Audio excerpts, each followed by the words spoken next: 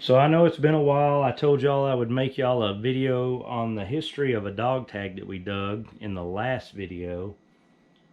I got sick, so I had no voice, and I'm just now getting it back so I can throw this little video together.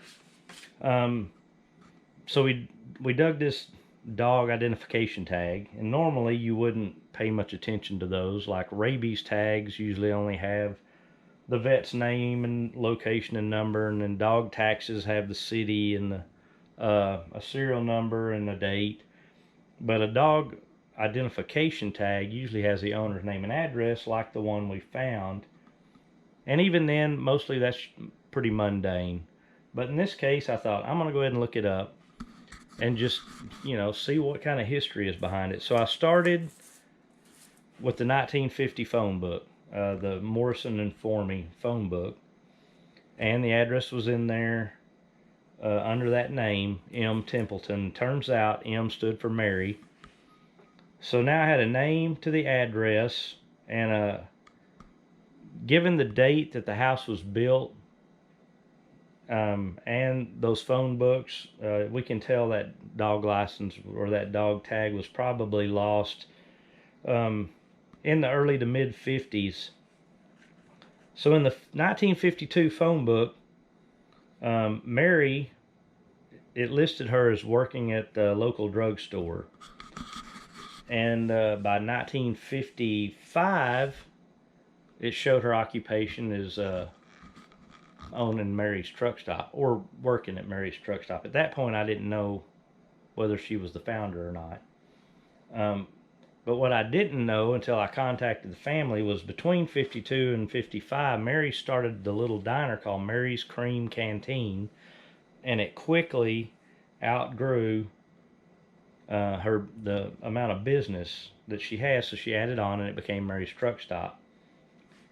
I didn't know this was the Mary until I contacted a group on Facebook that still keeps the history of this place alive. The restaurant doesn't exist anymore, but Mary became a local legend for her pies and her chicken fried steak. And that truck stop had like a cult following. So if you're a local viewer, this is probably fairly interesting. And to the YouTube community at large, this may not be that interesting because this is local history, but I do hope you find it somewhat interesting because her family did confirm that the dog tag I had was the Mary Templeton that started the Cream Canteen and went on to have the Mary's Truck Stop.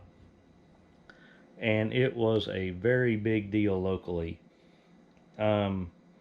Mary, the only reason that closed was because with modern city ordinances, they wanted fire sprinkler systems and all these upgrades that they just couldn't do on that old building. So eventually Mary just closed it and retired at 80-something years old. And she moved quite a ways off from our location.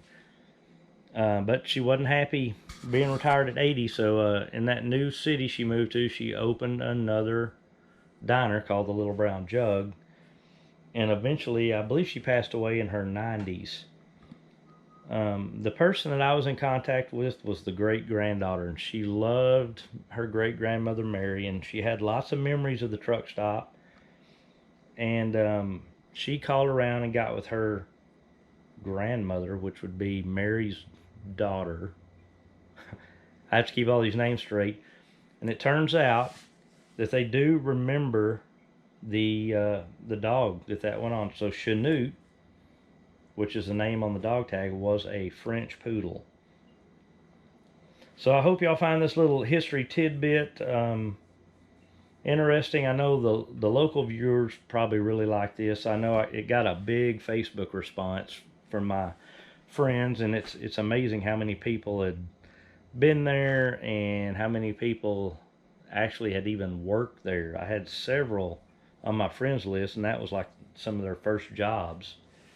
So that's the scoop on the dog tag. So it does pay to research every little thing you can, even though you would think that would have been kind of null and void. It ended up being very interesting, and it turned out that it belonged to somewhat of a local legend. So we got some stuff coming up. Stay tuned for our next videos, and we'll see you in the next one.